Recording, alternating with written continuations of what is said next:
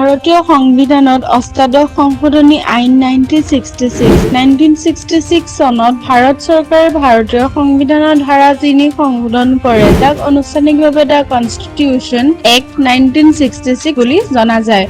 এই সংশোধনীয়ে কেন্দ্ৰীয় চৰকাৰক ইউনিয়ন টেৰিটৰী গঠন ক্ষমতা প্ৰদান কৰিছিল, অৰ্থাৎ যিকোনো ৰাজ্যৰ ভূখণ্ডৰ এটা অংশ বা দুখন ৰাজ্যৰ অংশ একত্ৰিত কৰি নতুন ৰাজ্য বা কেন্দ্ৰীয় শাসিত অঞ্চল গঠন ক্ষমতা আগবঢ়াইছিল। ভাৰতৰ উচ্চতম ন্যায়ালয়ে বহুবাৰ বহু জাজমেণ্টত উল্লেখ কৰিছে যে কেন্দ্ৰীয় চৰকাৰে ৰাজ্যৰ ক্ষমতা হ্ৰাস কৰিব নোৱাৰিব বা ফেডাৰেল গাঁথনিত প্ৰভাৱিত কৰি ৰাজ্যৰ ক্ষমতা হ্ৰাস কৰা কোনো সংশোধন কৰিব নোৱাৰিব, যদি বেছিক ধাৰণাটোৰ বিপৰীতে যায়।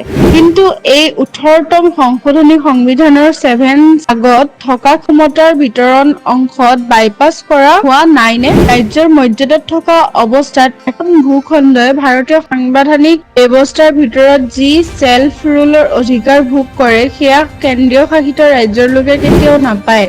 এনে অঞ্চলত কেন্দ্ৰৰ পৰা ডাইৰেক্ট ৰুল কৰা হয়, অথবা বিধানসভা এখন থাকিলেও এনেধৰণে বনোৱা হয় যে ৰাজ্যৰ চৰকাৰে কেন্দ্ৰীয় চৰকাৰে নিয়োগ কৰা LGৰ পূৰ্ণ কৃতজ্ঞতাৰ অধীনত থাকি কাম কৰিব লগা হয়।